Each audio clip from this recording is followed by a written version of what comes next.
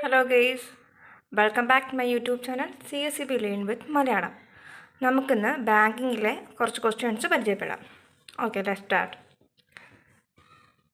Revenue ലാഭത്തിൽ നിന്നും പ്രത്യേക ആവശ്യത്തിന് വേണ്ടി സൃഷ്ടിക്കപ്പെടുന്ന റിസർവ് അക്കൗണ്ടാണ് ഡാഷാണ്. എന്താണത്? Revenue reserve. ഇന്ന് ലഭിച്ച ഒരു രൂപയുടെ മൂല്യം ഒരു മാസം കഴിഞ്ഞ് ലഭിക്കുന്ന രൂപയുടെ മൂല്യത്തേക്കാൾ കൂടുതലാണെന്ന് പ്രതിപാദിക്കുന്ന ആശയമാണ് പണത്തിൻ്റെ സമയമൂല്യം. ഓഹരി ഉടമകൾക്ക് കൊടുക്കുന്ന ഡിവിഡൻഡ് ഡാഷാണ്. എന്താണത്? ചെലവ്. ബഡ്ജറ്റ് വിൽപ്പനയും ഡാഷും തമ്മിലുള്ള വ്യത്യാസമാണ് വിൽപ്പന മൂല്യ വേരിയൻസ്. അതിൻ്റെ ആൻസർ എന്താണ്? എസ്റ്റിമേറ്റ് വിൽപ്പന. താഴെ കൊടുക്കുന്ന വിവരങ്ങളിൽ നിന്നും സ്ഥാപനത്തിൻ്റെ ഫിക്സഡ് കോസ്റ്റ് കണ്ടുപിടിക്കുക. 150 രൂപ നിരക്കിൽ വിൽപ്പന നടത്തിയ യൂണിറ്റുകൾ 50,000. ഒരു യൂണിറ്റിൻ്റെ വേരിയബിൾ കോസ്റ്റ് 50 രൂപ. ആ കാലയളവിലെ ലാഭം 20 ലക്ഷം രൂപ. അപ്പോൾ അതിൻ്റെ ആൻസർ എന്തായിരിക്കും വരുന്നത്? 50 ലക്ഷം രൂപ. റിട്ടേൺ ഓൺ ഇൻവെസ്റ്റ്മെൻറ്റ് ഏത് വിഭാഗത്തിൽ പെടുന്ന അക്കൗണ്ട് റേഷ്യോ ആണ്? എന്താണത്? Profitability ratio. താഴെ പറയുന്നവയിൽ ഏതാണ് ക്യാഷ് റിസർവ് റേഷ്യോ ഏറ്റവും ശരിയായി വിവരിക്കുന്നത്? അതിൻ്റെ ആൻസറാണ് സ്വർണം പോലുള്ള ലിക്വിഡ് ആസ്തികളിൽ ബാങ്കുകൾ സൂക്ഷിക്കേണ്ട ഏറ്റവും കുറഞ്ഞ കരുതൽ ധനം. സ്റ്റാറ്റ്യൂട്ടറി ലിക്വിഡിറ്റി റേഷ്യോ ഏത് രൂപത്തിലാണ് ബാങ്കുകൾ നിലനിർത്തേണ്ടത്? സ്വർണമായോ, അല്ലെങ്കിൽ സർക്കാർ സെക്യൂരിറ്റികളായോ, അല്ലെങ്കിൽ പണമായോ? റിപ്പോ നിരക്ക് എന്നാൽ എന്താണ്? വാണിജ്യ ബാങ്കുകൾ വായ്പകൾക്ക് ഈടാക്കുന്ന നിരക്ക്.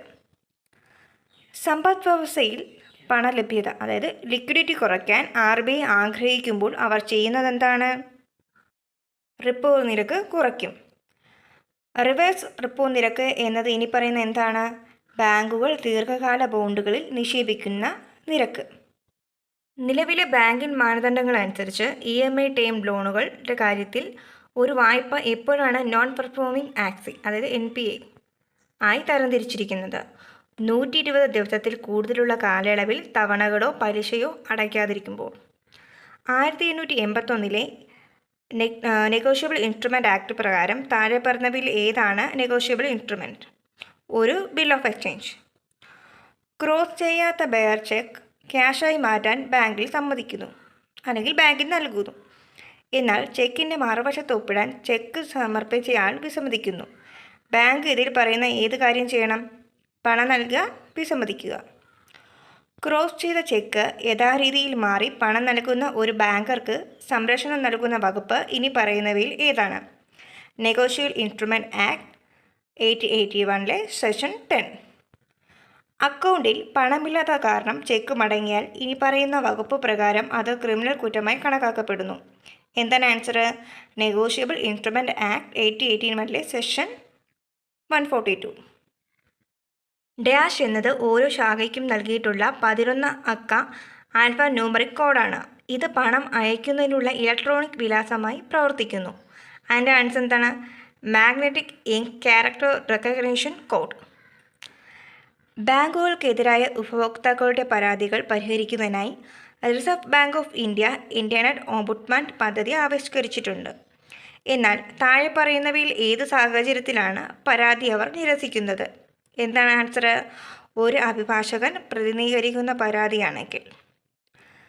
KYC മാർഗനിർദ്ദേശങ്ങൾ രൂപപ്പെടുത്തിയിരിക്കുന്നത് താഴെ പറയുന്ന ആരുടെ ശുപാർശ മാർഗനിർദ്ദേശങ്ങളുടെ അടിസ്ഥാനത്തിലാണ്? Financial action task force. Garnish order പ്രകാരം താഴെ പറയുന്നവയിൽ ഏതാണ് അറ്റാച്ച് ചെയ്യാൻ കഴിയാത്തത്? കളക്ഷൻ അയച്ച ചെക്കുകൾ. ഏത് മന്ത്രാലയമാണ് പ്രധാനമന്ത്രി ഫസൽ ഭീമ യോജന നടപ്പിലാക്കുന്നത്? കൃഷി കാർഷിക ക്ഷേമ മന്ത്രാലയം. റിയൽ ടൈം ഗ്രോസ് സെറ്റിൽമെൻറ്റ് എന്താണ്? RGS സിസ്റ്റം പ്രധാനമായും വലിയ മൂല്യമുള്ള ഇടപാടുകൾക്കാണ് ഉദ്ദേശിച്ചിരിക്കുന്നത്. അടുത്ത ക്വസ്റ്റ്യൻ. മൊബൈൽ ബാങ്കിങ്ങിലെ MMIDയുടെ പൂർണ്ണരൂപം? Minimum money identifier. ഇടത്തരം സംരംഭങ്ങളുടെ നിർവചനം ഇനി പറയുന്ന ഏത് നിയമത്തിൽ നിർദ്ദേശിച്ചിരിക്കുന്നു? ഏതിലാണ്? സൂക്ഷ്മ ചെറുകിട ഇടത്തര സംരംഭ വികസന നിയമം. ഇന്ത്യയിലെ പേയ്മെൻറ്റ് ആൻഡ് സെറ്റിൽമെൻറ്റ് സംവിധാനത്തെ നിയന്ത്രിക്കുന്നത് ആരാണ്? National payment corporation of India. National electronic fund transfer വഴിയുള്ള ഇടപാടുകൾ തീർപ്പാക്കുന്നത് ആരാണ്? ഓരോന്നും പ്രത്യേകമായിട്ട് തത്സമയം.